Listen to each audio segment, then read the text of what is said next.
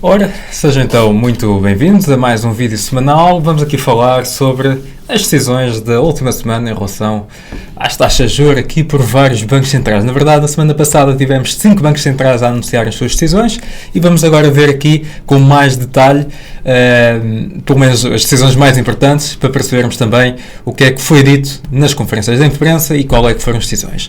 Ora, começando pelo FED, que é o mais relevante, como devemos imaginar. Portanto, a reunião do FED acabou por não surpreender muito na decisão. Portanto, a Reserva Federal Americana deixou as taxas de juros inalteradas, mas como tivemos uma reunião trimestral, foi conhecido também um conjunto de projeções para os próximos meses, para o próximo trimestre.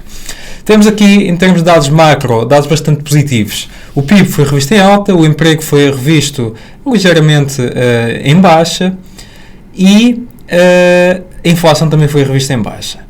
No entanto, aquilo que assustou os mercados acabou por ser o gráfico de pontos, que mostrou que poderá haver mais uma subida dos juros ainda este ano. E isto faz com que, portanto, o gráfico de pontos mostra aqui que os membros da FED continuam, de certo modo, algo hawkish, o que faz, portanto, que volta aqui a existir algumas preocupações em relação aos juros.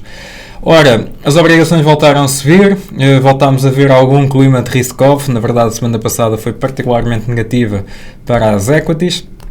Quando olhamos aqui para as obrigações, para as taxas de juros e para o spread, portanto, a diferença aqui nas obrigações, vemos que está aqui a ser, o preço das obrigações está aqui a ser penalizado com a subida dos juros e com a subida também, consequentemente, das yields. Reparem também que só em momentos de recessão é que normalmente vemos aqui as yields a caírem e vemos os juros por si também a caírem. Portanto, volta aqui a ser um ponto que poderá alertar e poderá levar aqui a novas preocupações, uma vez que, reparem que, olhando para todos estes ciclos, desde 98, de 80, vejamos que praticamente todas as subidas muito agressivas levaram ou conduziram a períodos de recessão mais tarde. É verdade que há recessões aqui um pouco mais prolongadas, outras não tanto, mas normalmente isso acontece e, portanto, não podemos excluir que estas questões possam ser aqui uma preocupação para os mercados. Tivemos também o Banco de Inglaterra e a economia britânica continua a ser um ponto, a meu ver, muito sensível. Tenho vindo aqui a alertar já há vários meses. Ora, quando olhamos aqui para as yields a 2 e a 10 anos, vejam aqui o quão elevadas estão ainda bem acima das taxas de juros, o que pode levar ou pode fazer com que exista ainda espaço para novas subidas.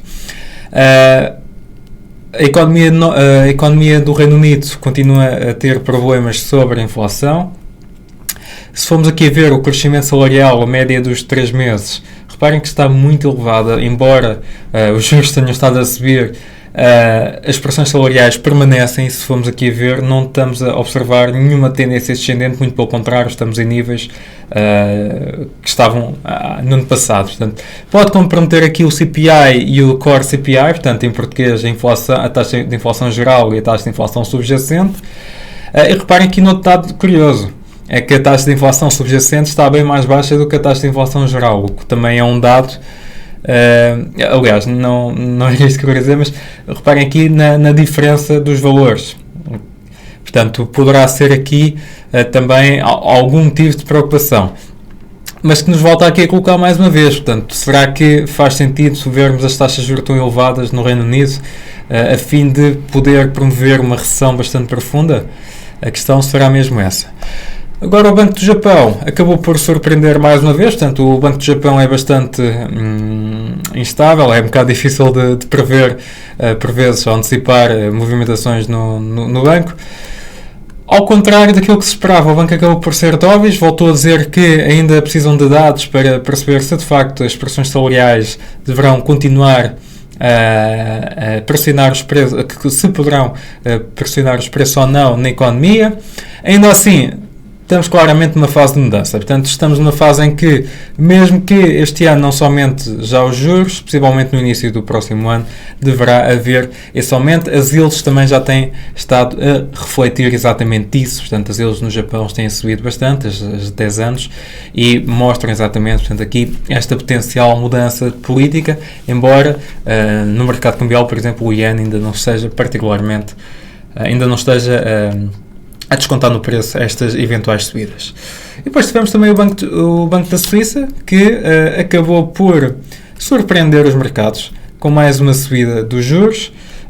A Suíça, em termos de inflação, não tem sofrido muito com a inflação até tem estado bastante controlada, mas o que acontece é que, portanto, o Banco da Suíça, o Banco Central na Suíça, acabou por decidir ainda assim aumentar. Em termos macro, se olharmos para o que se está a passar em termos de PMIs nos Estados Unidos, ora, vejamos aqui os PMIs de serviços e os PMIs da indústria. Vejam que os serviços têm estado a recuar, o que são sinais bastante positivos, e vemos que a indústria está a estagnar ou até, por vezes, a dar sinais de recuperação, que são também sinais positivos. Estão abaixo dos 50 pontos, é um facto, mas não estão muito abaixo, como é o caso na Alemanha, que está nos 38 pontos. Portanto, é positivo na medida em que poderá aqui ajudar a levar os preços a corrigir e a continuarem a corrigir. Já o mercado de trabalho e os pedidos semanais de subsídio de desemprego, curiosamente, surpreenderam muito, uma vez que os últimos dados da semana passada caíram bastante. Não se estava à espera de uma redução tão baixa, e reparem que quase ficou abaixo da faixa dos 200 mil pontos, dos 200 mil pedidos, o que acaba por alimentar aqui um cenário bastante positivo em termos de risk on também, mas em termos de soft landing. Ainda assim, podemos ver aqui o mercado de trabalho de duas formas, como sempre, que é o mercado de trabalho permanece forte, pode levar a que, de facto, o gráfico de pontos que mostrou que poderá surgir ainda mais uma subida dos juros, que esses juros poderão efetivamente acontecer.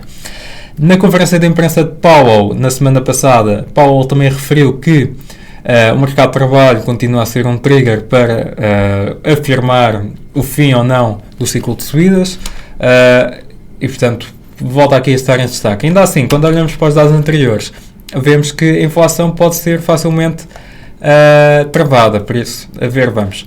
Depois, olhando para os índices regionais e olhando também para os dados do ISM, que no meu ponto de vista ainda são mais relevantes do que os PMIs da Standard & Poor's. Reparem que no lado do ISM, aqui a tracejados, portanto, a vermelho, vemos que a indústria está claramente mais penalizada do que os serviços, e vemos que os serviços estão, de certo modo, algo irregulares. Têm vindo a cair, mas os últimos dados acabaram por mostrar uma ligeira recuperação. Ainda assim, serão importantes, e será importante aqui percebermos se há espaço ou não para continuarem a cair, o que deverá ser bom no combate, mais uma vez, da inflação, sobretudo na taxa de inflação subjacente no lado dos serviços. Quando olhamos para os PMIs, vemos que há evidências de que pode continuar a cair. Quando olhamos aqui para o índice da Fed de Filadélfia, embora seja sobre a indústria, reparem que existe aqui ainda assim uma relação com o ISM de serviços, e a última queda poderá levar aqui também a quedas nos dados dos serviços.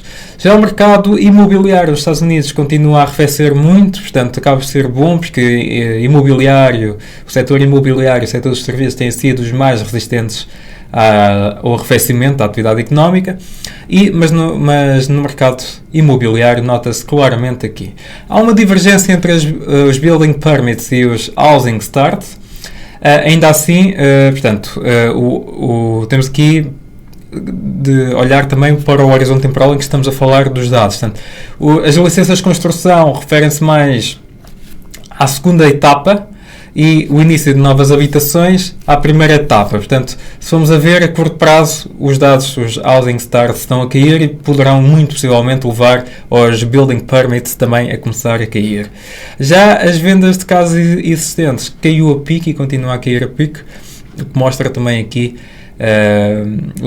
também o sentimento à volta do consumidor. Ora, quando olhamos para a inflação no Canadá, vejamos que a inflação tem tido aqui um bom caminho, no entanto os últimos dados acabaram por mostrar aqui uma recuperação em ambos os indicadores, tanto na taxa de inflação geral e na taxa de inflação subjacente, e afasta um pouco aqui do target, ainda assim parece-me a mim que esteja num bom caminho. As yields, de facto, são aquilo que estão a assustar os mercados, portanto, com as decisões dos bancos centrais e as decisões maioritariamente hawkish, acabou por fazer com que as yields voltassem a subir. O BCE também contribuiu para que as yields voltassem a subir, e reparem que, olhando aqui para as yields em comparação com o S&P, vemos evidentemente que quando as yields disparam muito, o S&P tende a corrigir, e é efetivamente isso que nós observamos na semana passada. Ainda assim, a evolução dos indicadores económicos vai ser fundamental, mais uma vez, para percebermos como é que serão as projeções sobre os juros das obrigações. Ora, esta semana será uma semana bem mais calma do que aquela que observamos na semana passada. Aqui no gráfico do lado direito vemos os dados do PIB, que acabaram por ser revistos ligeiramente em baixo, os últimos dados, mas que as próximas projeções são bastante positivas. Para esta semana, aquilo que poderei aqui evidenciar é, de facto, aqui o índice de confiança de consumidores do Conference Board, embora o da Universidade de Michigan seja bem mais relevante. Teremos também aqui vários dados macro, mas que sem muito impacto sobre a economia norte-americana. Vamos depois ter também aqui quinta-feira será um dia mais relevante, a meu ver. Temos aqui o PIB nos Estados Unidos, temos o PCE, métrica favorita da Fed, e temos depois também os pedidos de subsídios de desemprego, que mostraram nos últimos dados que, portanto, o desemprego ou os pedidos estavam a cair a pique, e a ver vamos se essa é a tendência que irá permanecer. Depois, na sexta-feira, temos mais dados sobre o PCE, a métrica favorita mais uma vez da Fed. Vamos ter PMIs na China, que são também relevantes, e portanto o conjunto destes indicadores acabam por ser positivos, e portanto diria que a meio final da semana será o momento em que irá haver mais volatilidade nos mercados. Portanto, da minha parte é tudo. Eu espero que tenham gostado e vemo-nos nos webinars. Bons negócios a todos e até o próximo vídeo.